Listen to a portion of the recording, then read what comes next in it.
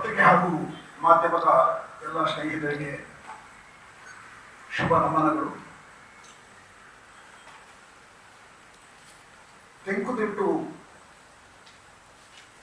ಯಕ್ಷಗಾನ ಚಿಕ್ಕಮೇಳಗಳ ಒಕ್ಕೂಟ ಈ ಒಂದು ಸಂಸ್ಥೆ ಸಂಘಟನೆ ಅಸ್ತಿತ್ವಕ್ಕೆ ಬಂದು 2 ವರ್ಷ ಕಳೆದು 3ನೇ ವರ್ಷಕ್ಕೆ ಪದಾರ್ಪಣೆ ಮಾಡ್ತಾ ಇದೆ. ನಿಮಗೆಲ್ಲ ಗೊತ್ತಿರಬಹುದು,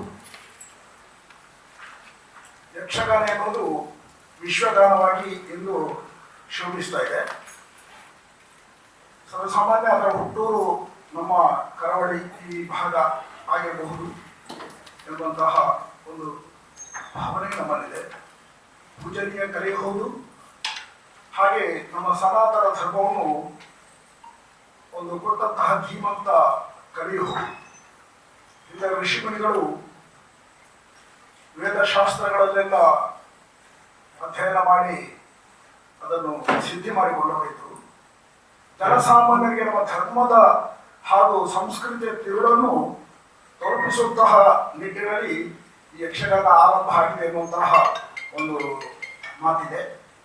ಜನಸಾಮಾನ್ಯರು ಕೂಡ ದೇವರ ಬಗ್ಗೆ, ಧರ್ಮದ ಬಗ್ಗೆ, ನಮ್ಮ ಬದುಕು ಹೇಗಿರಬೇಕು ಎನ್ನುವುದಕ್ಕೆ ಇದೊಂದು ಸಾಕ್ಷಿ ರೂಪವಾಗಿ ಯಕ್ಷಗಾನ ಪ್ರದರ್ಶನ ಆಗ್ತಾ ಇತ್ತು. ಅದರ ಒಂದು ಅವಿಭಾಜ್ಯ ಅಂಗ ಇದು. ಚಿಕ್ಕಮೇಳಗಳ ಒಕ್ಕೂಟ ಅಂದರೆ ವೃತ್ತಿಪರ ಯಕ್ಷಗಾನ ಕಲಾವಿದರಿಂದಲೇ ನಡೆಸಲ್ಪಡುವಂತಹ ಈ ಚಿಕ್ಕಮೇಳ. ಮನೆ ಯಕ್ಷಗಾನದ್ದು ಇದನ್ನು ಹೇಳ್ತಾರೆ.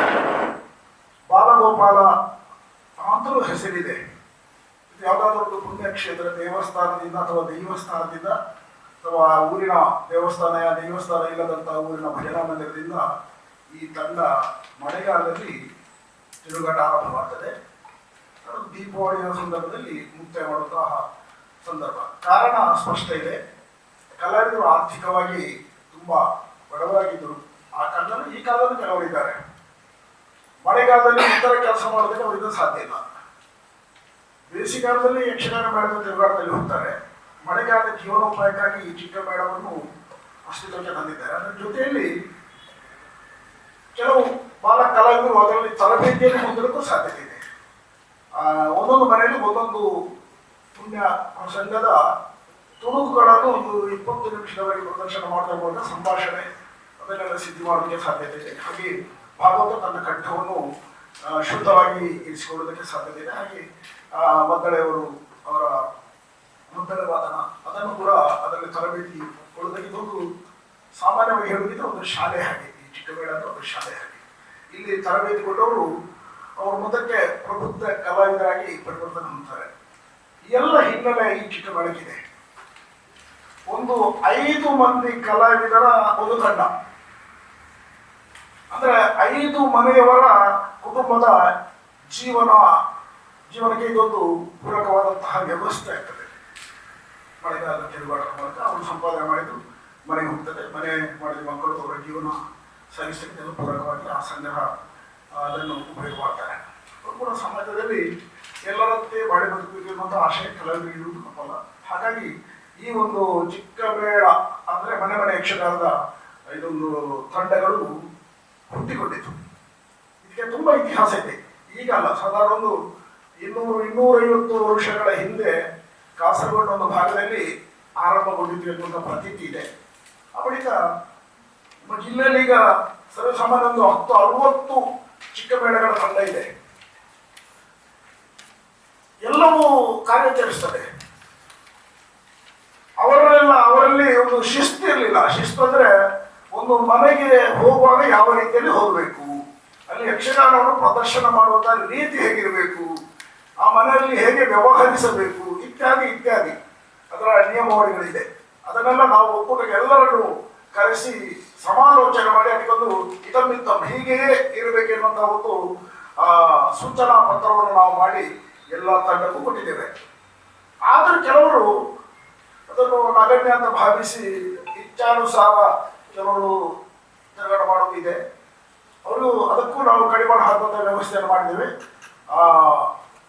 ಏನೆಲ್ಲ ನಮ್ಮಿಂದ ಗರಿಷ್ಠ ಮಟ್ಟದಲ್ಲಿ ಇದನ್ನು ಉತ್ಕೃಷ್ಟವಾದಂತಹ ಪ್ರದರ್ಶನ ನೀಡುವಂತಹ ಆ ಒಂದು ನಮ್ಮ ಉದ್ದೇಶ ಉಂಟು. ಅದು ಸಾಕಾರ ಆಗುವಲ್ಲಿ ನಾವು ಗರಿಷ್ಠ ಪ್ರಯತ್ನ ಪಡ್ತಾ ಇದ್ದೇವೆ. ಈ ಸಮಿತಿ ಜಿಲ್ಲಾ ಮಟ್ಟದಲ್ಲಿ ಅಸ್ತಿತ್ವಕ್ಕೆ ಬಂದಿದೆ. ಈಗಾಗಲೇ ನೋಂದಾವಣೆ ಕೂಡ ಆಗಿದೆ. ರಿಜಿಸ್ಟ್ರೇಷನ್ ಆಗಿದೆ. ಆ ಮೂಲಕ ಇದಕ್ಕೊಂದು ಕಾನೂನಾತ್ಮಕವಾದಂತಹ ಒಂದು ಬಲವು ಬರಬೇಕು ಎನ್ನುವಂತಹ ಉದ್ದೇಶದಿಂದ ಒಕ್ಕೂಟದ ಒಂದು ರಿಜಿಸ್ಟ್ರೇಷನ್ ಕೂಡ ಮಾಡಿದ್ದೇವೆ. ಇನ್ನು ಈಗ ನಮಗೆ ಪ್ರಸ್ತುತ ಒಂದು ಸಮಸ್ಯೆ ಅಂತ ಹೇಳಿದ್ರೆ ಅದು ಸಮಸ್ಯೆ ಅವರು ಕೆಲವರು ಈ ನಮ್ಮ ಚಿಕ್ಕಮೇಳದ ಒಕ್ಕೂಟದಲ್ಲಿ ನೋಂದಾಯಿಸಿಕೊಳ್ಳದೆ ಅವರು ಇಷ್ಟಾನುಸಾರ ಎಲ್ಲೋ ಒಂದು ಚಿಕ್ಕಮೇಳವನ್ನು ಮಾಡಿಕೊಂಡು ಮನೆ ಮನೆಗೆ ಹೋಗಿ ಕಳೆದ ವರ್ಷ ಒಂದು ಅನಪೇಕ್ಷಿತ ಘಟನೆ ಕೂಡ ನಮ್ಮ ಮಂಗಳೂರು ಹೊರಭಾಗದಲ್ಲಿ ಒಂದು ನಡೆದಿದೆ. ಒಂದು ಮನೆಗೆ ಹೋದವರು ಒಂದು ಮೊಬೈಲ್ ಮೌಲ್ಯಯುತವಾದಂಥ ಮೊಬೈಲನ್ನು ಆ ತಂಡವೊಬ್ಬರು ಎಗರಿಸಿ ಇಡೀ ಚಿಕ್ಕಮೇಳ ಎನ್ನುವಂತಹ ಈ ಒಂದು ಯಾವ ಕಾರ್ಯಕ್ರಮ ನೀಡುವಂತಹ ತಂಡವಿದೆಯೋ ಎಲ್ಲರ ಮೇಲೆಯೂ ಒಬ್ಬರು ಮಾಡುವಂತಹ ತಪ್ಪಿನಿಂದಾಗಿ ಅದು ಎಲ್ಲರಿಗೂ ಅದೊಂದು ಅಪವಾದ ಭೀತಿ ಬಂದಿದೆ. ಎಲ್ಲ ಹಿನ್ನೆಲೆಯನ್ನು ಇಟ್ಟುಕೊಂಡು ನಾವು ಈಗಾಗಲೇ ಮಾನ್ಯ ಜಿಲ್ಲಾಧಿಕಾರಿಗಳನ್ನು ಹಾಗೂ ಪೊಲೀಸ್ ವರಿಷ್ಠಾಧಿಕಾರಿಗಳನ್ನು ಭೇಟಿ ಮಾಡಿ ಅವರಿಗೆ ಮನವಿ ಸಲ್ಲಿಸುವ ಮೂಲಕ ಕಾನೂನಿನ ನಮಗೆ ರಕ್ಷಣೆ ಬೇಕು. ಈ ನಮ್ಮ ಚಿಕ್ಕಮೇಳದ ನಿಯಮಾನುಸಾರ ಒಕ್ಕೂಟದಲ್ಲಿ ನೋಂದಾವಣೆ ಆಗದೆ ಇಚ್ಛಾನುಸಾರ ಕೆಲವರು ಚಿಕ್ಕಮೇಳ ಮಾಡಿದರೆ ದಯವಿಟ್ಟು ಅದಕ್ಕೆ ಕಡಿವಾಣ ಹಾಕುವಂತಹ ನಮ್ಮ ಒಂದು ಚಿಂತನೆಗೆ ನೀವು ಅನುಕೂಲ ಮಾಡಿಕೊಡಬೇಕೆನ್ನುವಂತಹ ಒಂದು ಭಿನ್ನಹವನ್ನು ನಾವು ಜಿಲ್ಲಾಧಿಕಾರಿಗಳು ಮತ್ತು ಪೊಲೀಸ್ ವರಿಷ್ಠಾಧಿಕಾರಿಗಳನ್ನು ಮಾಡಿಕೊಡ್ತೇವೆ.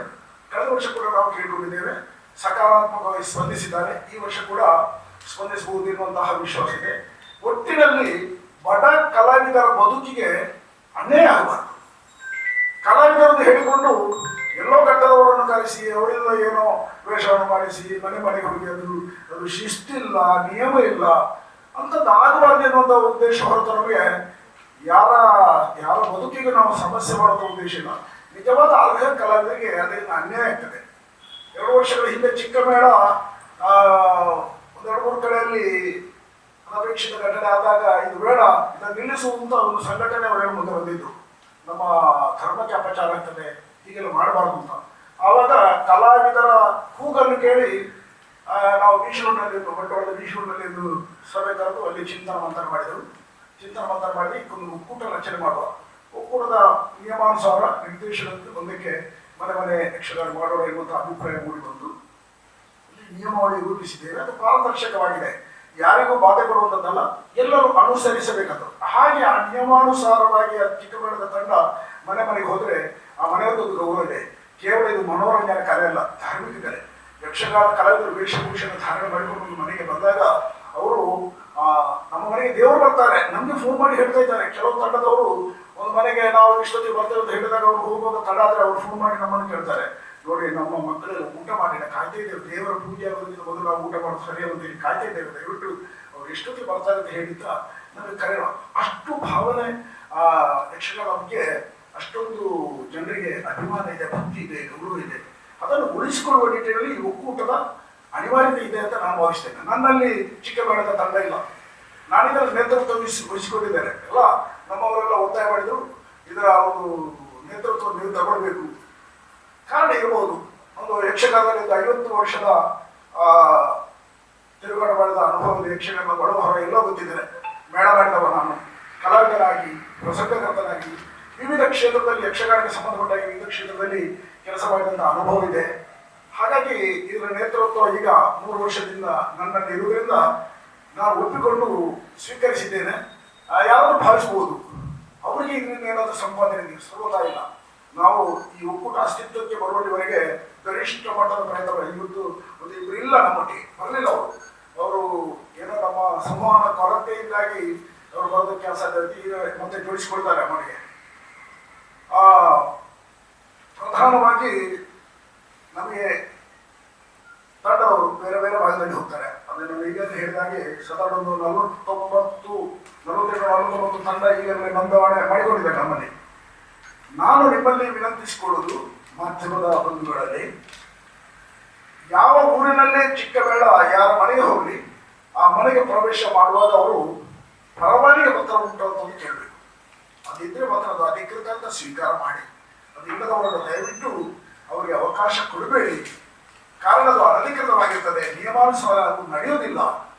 ಏನು ಅಪಚಾರ ಮಾಡಿದ್ರು ಇಡೀ ಯಕ್ಷಗಾನ ಕ್ಷೇತ್ರಕ್ಕೆ ಅದು ಅಪಚಾರ ಮಾಡಿದಂತೆ.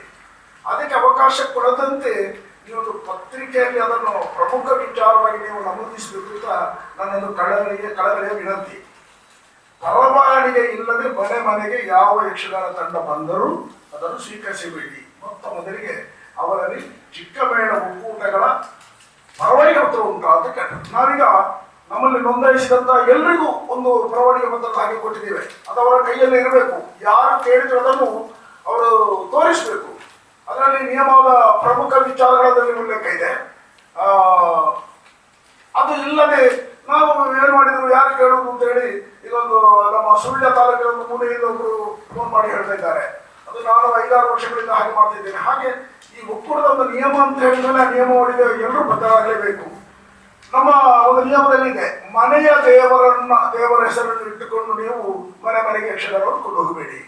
ದೇವಸ್ಥಾನ ಆಗಬಹುದು, ದೈವಸ್ಥಾನ ಆಗಬಹುದು, ಯಾವುದಾದ್ರೂ ಜನರ ಭಾವನೆಯ ಶ್ರದ್ಧಾ ಕೇಂದ್ರ ಸ್ಥಾನ ಯಾವುದು ಅಲ್ಲೇ ಹೆಸರನ್ನು ಇಟ್ಟುಕೊಂಡು ಹೋಗಿ. ಆ ದೇವಸ್ಥಾನಕ್ಕೂ ಪ್ರಯೋಜನ ಆಗ್ತದೆ. ಏನಾದ್ರು ಹರಿಕೆ ಡಬ್ಬಿ ಆಗಿದಂತ ಹಣ ಆ ದೇವಸ್ಥಾನಕ್ಕೆ ಹೋಗ್ತದೆ.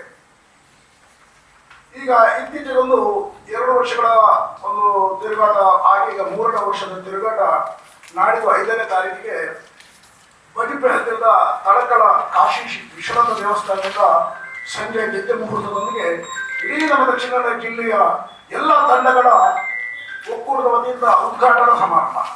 ಅದು ನಾಡ್ದು 5ನೇ ತಾರೀಕಿನಿಂದ ಎಲ್ಲ ಕಡೆಯಲ್ಲೂ ತಿರುಗಾಟವನ್ನು ಆರಂಭ ಮಾಡಬಹುದು. ಅದನ್ನು ಮುಹೂರ್ತ ಅಂತ ನಾವು ಇಟ್ಟುಕೊಂಡಿದ್ದೇವೆ. ಎಲ್ಲ ಸಮಾಲೋಚನೆ ಮಾಡಿ ಗಣ್ಯ ವ್ಯಕ್ತಿಗಳಲ್ಲಿ ಉಪಸ್ಥಿತರಿರ್ತಾರೆ, ಅಲ್ಲಿ ಉದ್ಘಾಟನೆ ಕೊಡ್ತೇವೆ. ಆಮೇಲೆ ಎಲ್ಲ ತಂಡದವರು ಬೇರೆ ಬೇರೆ ಭಾಗಗಳಲ್ಲಿ ಅವರು ಚಿಕ್ಕಗಳನ್ನು ಕೊಂಡು ಹೋಗ್ತಾರೆ. ಮನೆ ಮನೆಯಲ್ಲಿ ಒಂದು 20 ನಿಮಿಷ, ಕನಿಷ್ಠ ಅಂದರೆ 20 ನಿಮಿಷ ಯಕ್ಷಗಾನ ಪ್ರದರ್ಶನ. ಅಲ್ಲಿ ಅದರಲ್ಲಿ ಒಂದು ಸಂದೇಶ ಸಿಗಬೇಕು. ನಮ್ಮ ಧರ್ಮದ, ನಮ್ಮ ಸಂಸ್ಕೃತಿಯ, ನಮ್ಮ ದೇವರ ವಿಚಾರವನ್ನು ಒಂದು ಸಂದೇಶ ಮನೆ ಮನೆಗೆ ತಲುಪಬೇಕು. ಆ ಮೂಲಕ ಕಲೆಯ ಉದ್ದೀಪನವು, ಕಲಾವಿದರ ಬದುಕಿಗೆ ಭದ್ರತೆಯು ಸಿಗ್ತದೆ ಎನ್ನುವಂತಹ ವಿಶ್ವಾಸ ಇದೆ. ಅದರೊಂದಿಗೆ ಈಗಾಗಲೇ ತಮ್ಮೆಲ್ಲರ ಗಮನದಲ್ಲಿ ಇರಬಹುದು, ಯಕ್ಷಗಾನ ಪಟ್ಟಣ ಫೌಂಡೇಶನ್ ಬೇಕಾದಷ್ಟು ಕಲಾವಿದರಿಗೋಸ್ಕರ ಕೆಲಸ ಕಾರ್ಯಗಳು ಮಾಡ್ತಾ ಇದೆ. ನಾವು ಕೂಡ ಅದರಲ್ಲಿ ಜೋಡಿಸಿಕೊಂಡವರು. ಮುಂದಿನ ವರ್ಷದಲ್ಲಿ ನಮ್ಮ ಒಕ್ಕೂಟದ ಒಂದು 2 ಒಕ್ಕೂಟದಲ್ಲಿ ನೋಂದಾಯಿಸಿಕೊಂಡು ಕಾರ್ಯಾಚರಿಸುವಂತಹ ಯಕ್ಷಗಾನ ಕಲಾವಿದರು, ಮನೆ ಇಲ್ಲದವರು ಮತ್ತು ಏನಾದರೂ ಸಮಸ್ಯೆಗಳಾದಾಗ ಯಕ್ಷಗಾನ ಪಟ್ಲ ಫೌಂಡೇಶನ್ ಇಂದ ಕೂಡ ಸಹಾಯ ಸಿಗುವಂಥ ಒಂದು ವ್ಯವಸ್ಥೆಗೆ ನಾವು ಮುಂದೆ ಇಟ್ಟಿದ್ದೇವೆ. ಸಾಮಾನ್ಯ ಪಟ್ಲ ಸತೀಶ್ ಅವರು ಈ ವಿಚಾರವನ್ನು ಮಾತಾಡಿದ್ದೇನೆ, ಒಪ್ಪಿಗೆಯನ್ನು ಕೊಟ್ಟಿದ್ದಾರೆ. ಹಾಗಾಗಿ ಚಿಕ್ಕಮೇಳದಲ್ಲಿ ಕಳೆದ ವರ್ಷ ಒಂದು 2-3 ಜನರಿಗೆ ಅನಾಹುತ ಆಯಿತು ಪ್ರಯಾಣ ಮಾಡುವಾಗ. ಕೆಲವರು ನಿದ್ದೆಗೆಟ್ಟು 4 ಮಂದಿ ನಿದ್ದೆಗೆಟ್ಟು ಪ್ರಯಾಣ ಮಾಡುವಾಗ ಅಪಘಾತಕ್ಕೀಡಾಗಿ ಒಂದು 2 ಈ ಲೋಕವನ್ನು ಬಿಟ್ಟು ಹೋದರು. ಒಂದು ಭವಿಷ್ಯತ್ತಿನ ಉತ್ತಮ ಕಲಾವಿದರಾಗುವಂಥ ಎಲ್ಲ ಅರ್ಹತೆಗಳಿತ್ತು. ಏನು ಮಾಡೋಣ, ಅವರನ್ನು ಉಳಿಸಿಕೊಳ್ಳುವಂಥ ಯೋಗವಾಗಿ ಇಲ್ಲ ಅಂತ ನಾವು ಭಾವಿಸ್ತೇವೆ. ಅವರು ಕೂಡ ಚಿಕ್ಕಮೇಳದಲ್ಲಿ ತೊಡಗಿಸಿಕೊಂಡವರು. ನಮ್ಮ ಈ ಒಕ್ಕೂಟದಲ್ಲಿ ಆರ್ಥಿಕವಾಗಿ ಹಣವನ್ನು ಸ್ವಲ್ಪ ಜೋಡಿಸ್ತಾ ಇದ್ದೇವೆ. ದೊಡ್ಡ ಮೊತ್ತ ಆಗಬೇಕು ಅಂತ ನಮ್ಮ ಅಪೇಕ್ಷೆ ಇದೆ. ಅದರಲ್ಲಿ ಕಿಂಚಿತ್ ಅವರಿಗೂ ಯಾರು ಮೃತಪಟ್ಟಿದ್ದಾರೆ, ಯಾರು ಅಪಘಾತಕ್ಕೀಡಾಗಿ ಆಸ್ಪತ್ರೆಯಲ್ಲಿ ಚಿಕಿತ್ಸೆಯನ್ನು ಪಡೆದಿದ್ರು, ಅವರು ಕೂಡ ಧನ ಸಹಾಯವನ್ನು ಮಾಡಿದ್ದೇವೆ. ಮುಂದಿನ ವರ್ಷದಿಂದ ನಮಗೆ ಇದು ಆರ್ಥಿಕವಾಗಿ ನಾವು ನಮ್ಮ ಭದ್ರತೆ ಒಂದು ಹೆಚ್ಚಿನ ಮೊತ್ತ ನಮ್ಮಲ್ಲಿ ಕೈಗೂಡಿದ್ರೆ ಇನ್ನೂ ಹೆಚ್ಚಿನ ಒಂದು ಸಹಕಾರವನ್ನು ಮಾಡುವಂತಹ ಒಂದು ಸಂಕಲ್ಪ ನಮ್ಮಲ್ಲಿದೆ. ಇದಕ್ಕೆಲ್ಲ ನಿಮ್ಮ ಒಂದು ಪೂರಕವಾದಂತಹ ವರದಿ ಜಗಜ್ಜಾಹೀರಾಗಬೇಕು, ಎಲ್ರಿಗೂ ತಲುಪಬೇಕು. ಕಲಾವಿದರು ಮತ್ತು ಕಲೆ ಇದು ಉಳಿಬೇಕೆಂದರೆ ಮಾಧ್ಯಮದ ಸ್ನೇಹಿತರು ನಿಮ್ಮ ಕಳಕಳಿಯ ಚಿಂತನೆಗಳು ಇದಕ್ಕೆ ಸಹಕಾರ ಆಗ್ತದೆ ಎನ್ನುವಂತಹ ಭಾವನೆಯಿಂದ ಪತ್ರಿಕಾಗೋಷ್ಠಿಯನ್ನು ನಾವು ಮಾಡಿದ್ದೇವೆ. ನಮ್ಮ ಈ ಪತ್ರಿಕಾಗೋಷ್ಠಿಯಲ್ಲಿ ಪ್ರಧಾನ ಕಾರ್ಯದರ್ಶಿಯವರಾದಂತಹ ಕುಮಾರ ಮಾಲೆವಾರ, ಆಮೇಲೆ ಉಪಾಧ್ಯಕ್ಷರಾದಂತಹ ರಮೇಶ್ ಕುಲಶೇಖರ, ಆಮೇಲೆ ಮತ್ತೊಬ್ಬರು ಉಪಾಧ್ಯಕ್ಷರು ಮೋಹನ್ ಕಲಂಬಾಡಿ, ಆಮೇಲೆ ಸಂತೋಷ್ ಕುಮಾರ್, ಸುದರ್ಶನ್ ಸುಡಿಗೆ, ಹೀಗೆ 2 ದಿವಾಕರ ದಾಸ್ ಮತ್ತು ಕಡದ ಗಿರೀಶ್ ಒಂದು. ಆಮೇಲೆ ನಾಳೆ 5ನೇ ತಾರೀಕಿನಂದು ಬಲಿಪ ತಳಕಳದ ಕಾಶಿ ವಿಶ್ವನಾಥ ದೇವಸ್ಥಾನದಿಂದ ಚಿಕ್ಕಮೇಳ ಆರಂಭಗೊಳ್ತದೆ. ಆ ಚಿಕ್ಕಮೇಳ ನೇತೃತ್ವವನ್ನು ವಹಿಸಿಕೊಳ್ಳೋದು ನಮ್ಮ ಶರಣ್ ಪುಜಾರಿ ತಳಕಳ. ಇವರು ನಾಳಿನ ಕಾರ್ಯಕ್ರಮದ ಆಯೋಜನೆ ಮಾಡ್ತಾರೆ. ಅಲ್ಲಿಂದ ಆರಂಭಗೊಳ್ತದೆ. ಮತ್ತೆ ತುಳಸಿ ಪೂಜೆ, ದೀಪಾವಳಿ ಕಡೆ ತುಳಸಿ ಪೂಜೆಯನ್ನು ಕೊನೆಯ ಕಾರ್ಯಕ್ರಮವಾಗಿ ನಮ್ಮ ಕುಮಾರ ಮಾಲೆವಾರು ಇಲ್ಲಿ ಮಂಗಳೂರಿನ ಒಂದು ನಿರ್ದಿಷ್ಟವಾದಂತಹ ಕ್ಷೇತ್ರದಲ್ಲಿ ಅದನ್ನು ಮಾಡಿದಂಥ ಸೇವೆಗಳನ್ನು ಕೊನೆಯ ಸೇವೆಯನ್ನು ಮಾಡುವಂಥ ತೀರ್ಮಾನ ಆಗಿದೆ. ಎಲ್ಲ ಕಾರ್ಯಕ್ರಮಗಳಿಗೆ ನಿಮ್ಮೆಲ್ಲರೂ ಸಹಕಾರ ಬೇಕು. ಈಗ ಜನಸಾಮಾನ್ಯರು ಮುಖ್ಯವಾಗಿ ಇದನ್ನು ಅತಿ ಪ್ರೀತಿಯಿಂದ, ಅತಿ ಗೌರವದಿಂದ, ಅತಿ ಪೂಜ್ಯತೆಯಿಂದ ಚಿಕ್ಕಮೇಳವನ್ನು ಸ್ವಾಗತಿಸ್ತಾರೆ, ಆಸ್ವಾದಿಸ್ತಾರೆ. ಅವರ ವಿಶ್ವಾಸಕ್ಕೆ, ಅವರ ಅಭಿಮಾನಕ್ಕೆ, ಅವರ ಭಕ್ತಿ ಶ್ರದ್ಧೆಗೆ ಅಪಚಾರ ಆಗದಂತಹ ಈ ಚಿಕ್ಕಮೇಳ ಪ್ರತಿ ಊರಿನಲ್ಲಿ ಸಂಚಾರ ಮಾಡ್ತಾರೆ ಎನ್ನುವಂತಹ ವಿಶ್ವಾಸವನ್ನು ವ್ಯಕ್ತಪಡಿಸುತ್ತಾ, ಅಡಚಣೆಯಾಗದಂತೆ ಪೊಲೀಸ್ ವರಿಷ್ಠಾಧಿಕಾರಿಗಳು ಕೂಡ ಇದಕ್ಕೆ ಗಮನ ಕೊಡಬೇಕು. ಅವರ ವ್ಯಾಪ್ತಿಗೊಳಪಟ್ಟಂತಹ ಎಲ್ಲ ಪೊಲೀಸ್ ಠಾಣೆಗಳಿಗೆ ಮಾಹಿತಿಯನ್ನು ಕೊಡುವುದರ ಮೂಲಕ ಸ್ವಲ್ಪ ಅನಪೇಕ್ಷಿತ ಘಟನೆ ಆಗದಂತೆ ಅವರ ಒಂದು ರಕ್ಷಣೆ ಬೇಕಾಗಿದೆ. ಕಲಾವಿದರು ಉಳಿದರೆ ಕಲೆ ಉಳಿತದೆ, ಕಲಾವಿದರು ಅಳಿದರೆ ಕಲೆಯು ಸೊರಗುವುದಕ್ಕೆ ಸಾಧ್ಯತೆ ಇದೆ. ಕಲಾವಿದರ ಬದುಕು ಮಾಧ್ಯಮದ ಬಂಧುಗಳಾದಂತಹ ನಿಮ್ಮ ಕೈಯಲ್ಲಿದೆ. ಒಬ್ಬರನ್ನು ಎತ್ತರಿಸಬೇಕು, ಅವರನ್ನು ನಾಶ ಮಾಡಬೇಕು, ನಿಮ್ಮಲ್ಲಿ ಆ ಶಕ್ತಿ ಇದೆ ಎಂದು ತಿಳಿದು ಈ ಚಿಕ್ಕಮೇಳ ಒಕ್ಕೂಟವನ್ನು ಮತ್ತಷ್ಟು ಪ್ರಾಬಲ್ಯಕ್ಕೆ ತರುವಲ್ಲಿ ನಿಮ್ಮೆಲ್ಲರ ಸಹಕಾರವನ್ನು ಯಾಚಿಸುತ್ತಿದ್ದೇನೆ.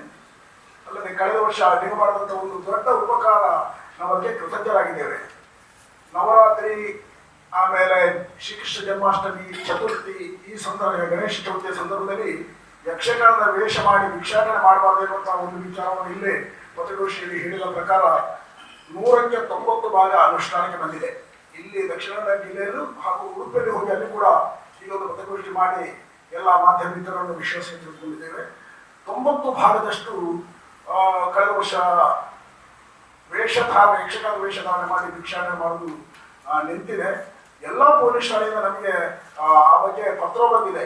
ನೀವು ಜಿಲ್ಲಾಧಿಕಾರಿಗಳು ಕೊಟ್ಟಂತಹ ಪತ್ರ ಬಂದಿದೆ. ನಮ್ಮ ಊರಿನಲ್ಲಿ ಅಂತಹ ಪ್ರಕರಣ ಆದರೆ ಖಂಡಿತ ಅವರನ್ನು ನಾವು ಬಂಧಿಸ್ತೇವೆ, ಅವರನ್ನು ಅವರಿಗೆ ಮಾರ್ಗದರ್ಶನ ಕೊಡ್ತೇವೆ ಅಂತ ಹೇಳಿ ಪತ್ರವೂ ಬಂದಿದೆ ಎಲ್ಲ ಪೊಲೀಸ್ ಠಾಣೆಗಳಿಂದ.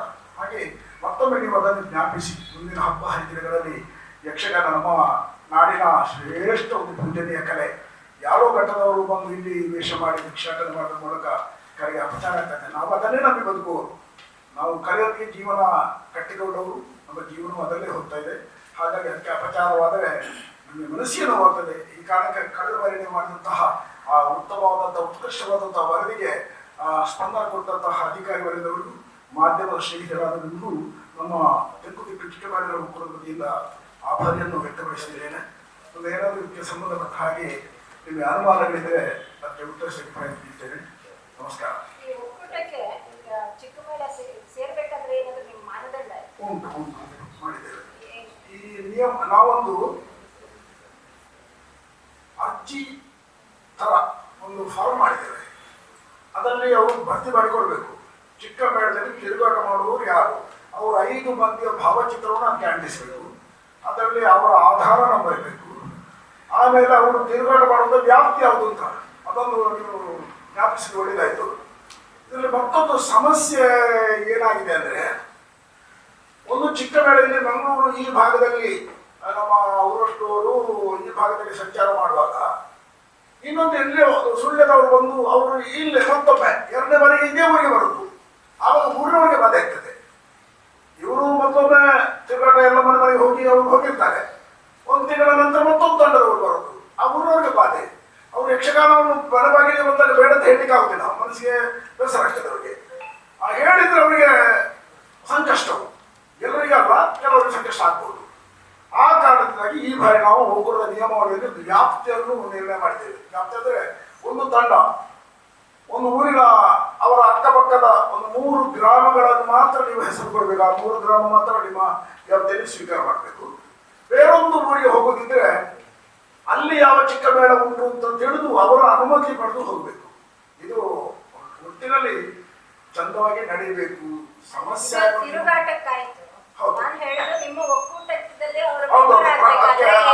ಅರ್ಜಿ ಫಾರ್ಮ್ ಇದೆ ಮೇಡಮ್. ಅರ್ಜಿ ಫಾರ್ಮ್ ಉಂಟು. ಚಾರ್ಜಸ್ ಅಂದ್ರೆ ಅದಲ್ಲ, ನಾವು ಅದಕ್ಕಾಗಿ ಚಾರ್ಜ್ ಅಲ್ಲ. ಸದಸ್ಯ ಈ ಚಿಕ್ಕಮೇಳ ತಂಡದ ಪ್ರಮುಖರೇ ಒಂದು ನಿರ್ಣಯ ಕೈಗೊಂಡಿದ್ದಾರೆ. ಹೇಗೆಂದ್ರೆ ವರ್ಷಕ್ಕೆ ನಾವು ಒಂದು 2,000 ರೂಪಾಯಿ ಹಾಕಿ ಕೊಡುವುದು ಅಂತ. ಈಗ ಅದೊಂದು ನಿಧಿಯಾಗಿದೆ, 2 ಲಕ್ಷ ರೂಪಾಯಿ ದಾಟಿದೆ. ಅದು ಈ ಏನಾದರೂ ಅವಘಡ ಆದರೆ ಕಲಾವಿದರಿಗೆ ಅದನ್ನೇ ತೆಗೆದುಕೊಡುವುದು. ನಮ್ಮಲ್ಲಿ 50ರಿಂದ 60 ನೋಂದಣಿ ಆಗಿರೋ ಚಿಕ್ಕಮಗಳೂರು. ಒಂದು 50ರ ಹತ್ತಿರ ಇದೆ. ಓಕೆ, ಆಗದೆ ಇರೋದು ಎಷ್ಟು ಇರ್ಬೋದು? 2 ಕಿಲೋ 4 ಇರ್ಬೋದು ಅಷ್ಟೇ. ಅಷ್ಟೇ 2 ಕಿಲೋ ನಮ್ಮ ಗಮನಕ್ಕೆ ಬಂದ ಹಾಗೆ. ನಮ್ಮ ಉದ್ದೇಶ ಆಗಿದೆ, ಒಂದೇ ಬಾರಿ ಅನುಷ್ಠಾನಕ್ಕೆ ಬರಲಿಲ್ಲ. ನಿಜವಾಗಿಯೂ ಯಕ್ಷಗಾನವನ್ನು ತನ್ನ ವೃತ್ತಿಯಿಂದ ಸ್ವೀಕಾರ ಮಾಡಿದವರಿಗೆ ಇದು ಪೂರಕ ಆಗುವಂಥದ್ದು ಚಿಕ್ಕಮೇಳ. ಈಗ ಕೆಲವರು ಹವ್ಯಾಸಿಗಳು ಇದರ ಇದು ತಂಡವನ್ನು ಮಾಡಿಕೊಂಡು ಸಂಚಾರ ಮಾಡ್ತಾ ಇದ್ದಾರೆ. ಒಂದಕ್ಕೆ ಇದು ಒಕ್ಕೂಟ ಬಲಿಷ್ಠ ಆದರೆ ಮತ್ತೆ ವೃತ್ತಿಪರ ಕಲಾವಿದರಿಗೆ ಅಂತಲೇ ನಿರ್ಣಯ ಮಾಡ್ಬೋದು. ಈಗ ಹಾಗೆ ನಾವು ಕಠಿಣವಾಗಿ ಆ ನಿರ್ಧಾರ ಮಾಡಲಿಲ್ಲ ನಾವು. ಹೌದು, ಆ ಮನೆಯವರು ಯಾವ್ದೆಲ್ಲ ಅಪೇಕ್ಷೆ ಮಾಡ್ತಾರೋ ಹಾಗೆ ಯಾವುದೆಲ್ಲ ಕೆಲವರು ಕೇಳ್ತಾರೆ ಯಾವೆಲ್ಲ ಪ್ರಸಂಗ ಮಾಡ್ತೇನೆ ಅವಾಗ ನಾವು ಅವರು ಹೋದವರು ಹೇಳ್ತಾರೆ ಕನ್ನಡ ಇದು ತುಳು ಆಗ್ಬೋದು ಅಂತ. ತುಳು ಆದರೆ ಇಂಥದ್ದೆಲ್ಲ ಇದೆ, ನಾವು ಇದಕ್ಕೆ ಸಿದ್ಧರಿದ್ದೇವೆ ಅಂತ ಹೇಳಿ ಅದನ್ನು ಮಾಡಿಸೋರಿದ್ದಾರೆ. ಕನ್ನಡ ಪೌರಾಣಿಕ ವೃತ್ತಿಪರರು 5 ಜನದ ತಂಡ ಅಂತ ಹೇಳಿ, ಅಂದ್ರೆ ಒಂದು ಗ್ರೂಪ್, ಈಗ ಒಂದು ಮೇಳ ಅಂತ ಬಂದಾಗ ಸುಮಾರು ಕಲಾವಿದರು ಇರ್ತಾರೆ. ಅವಾಗ 5 ಜನನ ಮಾತ್ರ ಸೆಲೆಕ್ಟ್ ಮಾಡೋದಾ ಅಥವಾ ಚಿಕ್ಕ ಮೇಳ ಅಂದ್ರೆ 5 ಜನರ ತಂಡವೇ? ಅಲ್ಲ, ನಾನು ಹೇಳಿದ್ದು ಒಂದು ಮೇಳ ಇರುತ್ತೆ, ಒಂದು ಮೇಳದಲ್ಲಿ ನೀವು ಕೆಲಸ ಮಾಡ್ತಾ ಇರ್ತೀರಾ, ಅಲ್ಲಿ ಸುಮಾರು ಈಗ ಕಲಾವಿದರು ಇರ್ತಾರೆ. ಆ ಕಲಾವಿದರಲ್ಲಿ ಆ ಮೇಳದಿಂದ 5 ಜನ ಮಾತ್ರ ಬರೋದಾ ಅಥವಾ ಬೇರೆ ಆಗಲ್ಲ? ಅದು ವೃತ್ತಿಪರ ಮೇಳ ಅಂದ್ರೆ ಬೇರೆ ಇದೆ. ಅದು ಬೇಸಿಗೆಗಾಲದ ಸೀಸನ್ ನಲ್ಲಿ ಮಾತ್ರ, ಮಳೆಗಾಲಕ್ಕೂ ಇದಕ್ಕೂ ಸಂಬಂಧವಿಲ್ಲ, ಅದಕ್ಕೂ ಇದಕ್ಕೂ ಸಂಬಂಧವಿಲ್ಲ. ಇದು ಬೇರೆ. ಒಂದು ಮೇಳದಲ್ಲಿ ಅವ ಕಲಾವಿದರಾಗಿ ದುಡಿತಿರ್ಬೋದು, ಅವ ಅದರಿಂದ ಹೊರಗೆ ಬಂದ ಬಳಿಕ ಇವನಷ್ಟಕ್ಕೆ ಒಂದು ತಂಡ ಮಾಡಿಕೊಳ್ಳೋದು, ಸ್ವತಂತ್ರ. ಯಾರೂ ತಂಡವನ್ನು ಮಾಡಿಕೊಳ್ಳಬಹುದು, ಸ್ವತಂತ್ರ. ಮೇಳಕ್ಕೂ ಅದಕ್ಕೂ ಸಂಬಂಧ ಇಲ್ಲ. ಇದಕ್ಕೆ ಹೆಸರು ಮಾತ್ರ ಹಾಗೆ ಚಿಕ್ಕ ಮೇಳ ಅಂತ ಕೊಟ್ಟಿದ್ದೇವೆ. ಆ ದೊಡ್ಡ ಮೇಳಕ್ಕೂ ಇದಕ್ಕೂ ವ್ಯತ್ಯಾಸ ತುಂಬ ಇದೆ.